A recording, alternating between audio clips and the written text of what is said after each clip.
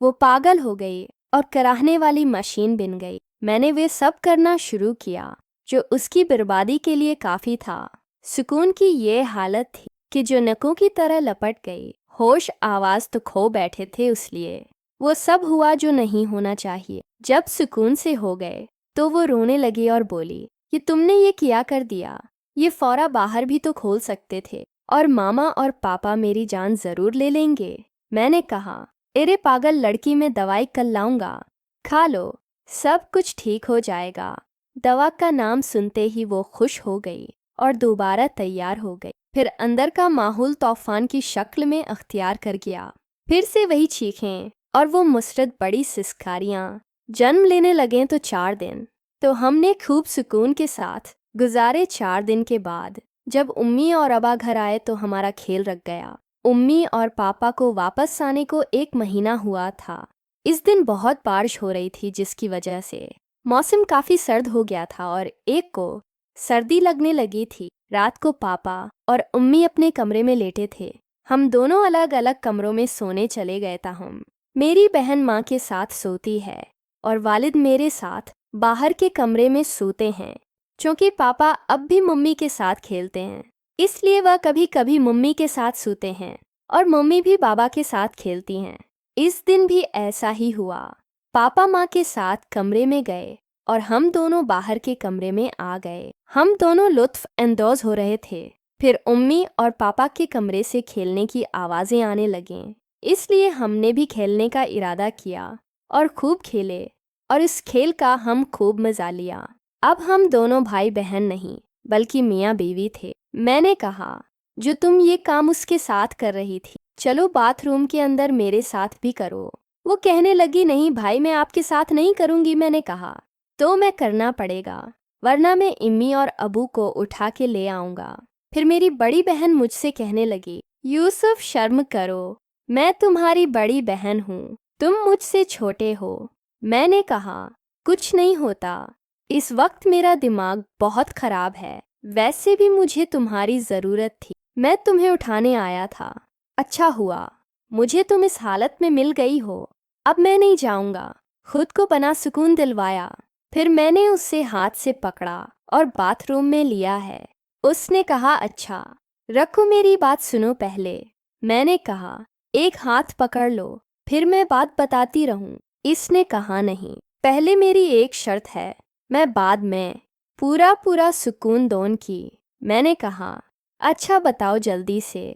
इसने कहा, अभी नहीं, वो मैं आपको कल को बताऊंगी। मैंने कहा, नहीं कि ऐसा जुल्म मत करो, रात नहीं गुजरेगी। इसने कहा, पक्का वादा है, कल तुम्हें ज़रूर सुकून पहुंचाऊंगी, लेकिन पहले मेरी शर्त सुन लो। मैंने बहुत इसरार किया, मैंने इसके हाथ में भी दिया, मुझसे बर्दाश्त नहीं हुआ, लेकिन वो ना मानी और फिर मैं वापस आके अपने बिस्तर पर लेट गया।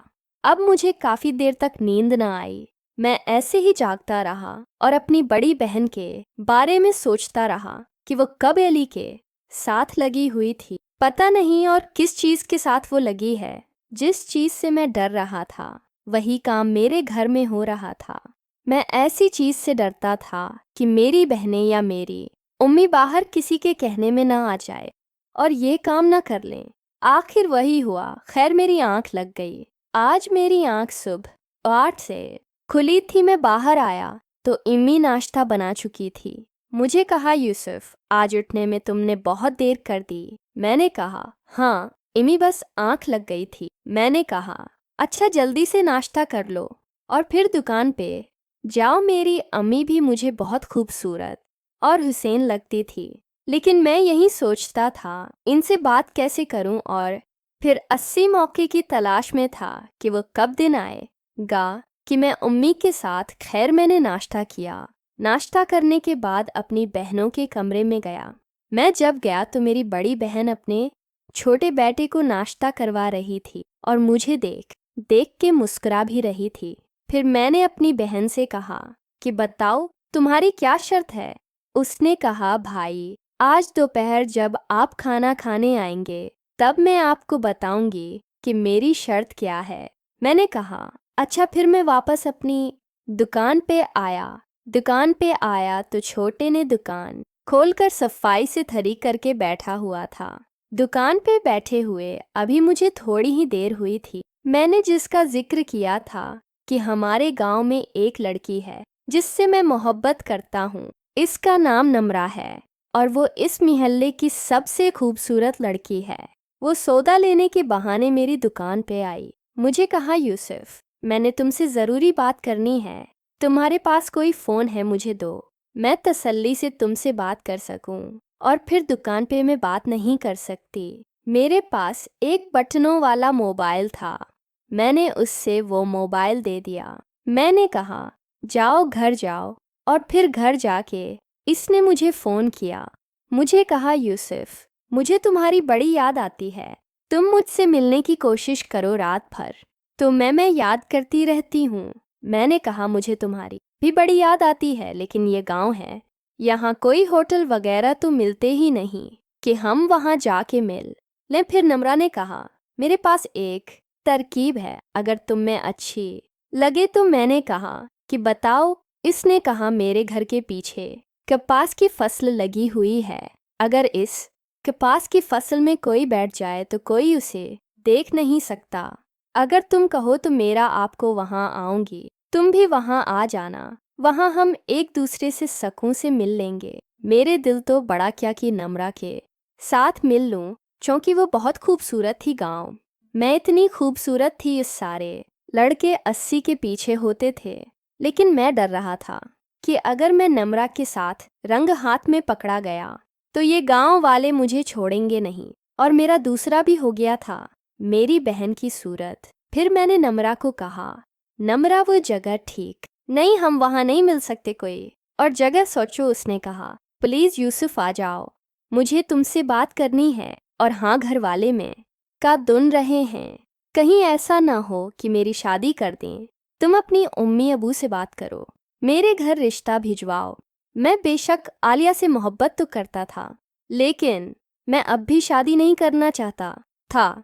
मैं ज़िंदगी में अभी बहुत कुछ करना चाहता था, इसलिए शादी। मैं अपने पाँव में बीड़ियाँ नहीं लगाना चाहता था। फिर मैंने, नम्रा, अभी इतना अच्छा कमाता नहीं हूँ, तुम्हारे सामने है। मेरी छोटी सी दुकान है, इससे बस मुश्किल से घर का खर्चा चलता है। मैं अपने पैरों पे खड़ा हो जाऊं और फिर तुम्हारे घर में रिश्ता ज़रूर भेजूंगा। फिर नम्रा कहने लगी, तब भी हो कि जब मैं किसी और के घर चली जाऊंगी, मुझे कोई ज़रूरत नहीं है इतनी दौलत की। जिस हाल में भी मुझे तुम रखोगे, मैं उस हाल में तुम्हारे साथ राजी रहूंगी। यूसुफ, खुदा के लिए वो तुम्हारे बगैर नहीं रह सकती। हालत कुछ मेरी भी ऐसी थी नम्रा से। शायद मैं सच्ची मोहब्बत करता था। दिल तो मेरा भी चाहता था कि मैं शादी कर लूं, लेकिन मैंने कहा, मैं देखता हूँ कि जो जल्दबाजी में शादी कर लेते हैं और फिर कमाने के लिए उनको बाहर जाना पड़ता है, उनकी औरतें यहाँ अकेले किसी और के साथ। इसलिए मैंने सोचा कि मैं तब तक शादी नहीं करूँगा।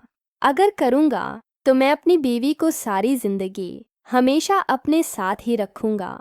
ये मैंने सोचा हुआ था। बड़ी मुश्किल से नम्रा को मैंने समझाया। मैंने कहा, अभी कुछ सब्र करो, मैं अपने पाँव पर खड़ा हो जाऊं, मैं तुमसे ज़रूर शादी करूँगा। और नम्रा कहने लगी, अच्छा ठीक है, तुम रात को इस फसल में आना, मैं तुम्हारा इंतज़ार करूँगी। मैंने कहा, आज तो नहीं, हाँ मैं तुम्हें ज़रूर बिताऊंगा। उसने कहा, अच्छा यूसुफ, तुम्हारे पास कोई छोटी सी तस्वीर होगी? मैं उससे हमेशा अपने सीने से लगा के रखूँगी। मुझे जब भी तुम्हारी याद आया करेगी, मैं उसे देख लिया करूँगी। असल में जो गांव की मोहब्बत होती है, वो होती इतनी शदीद है। गांव की लड़की जब भी एक बार किसी से मोहब्बत करती है तो वो फिर सच्चे दिल से करती है।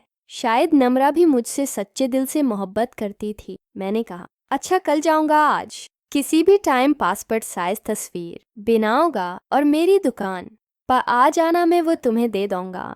इसने कहा, अच्छा ठीक है। इसने कहा, ये मोबाइल लेने के लिए इस छोटे को भेजो जो तुमने दुकान पे रखा हुआ है। मैंने कहा, अच्छा ठीक है।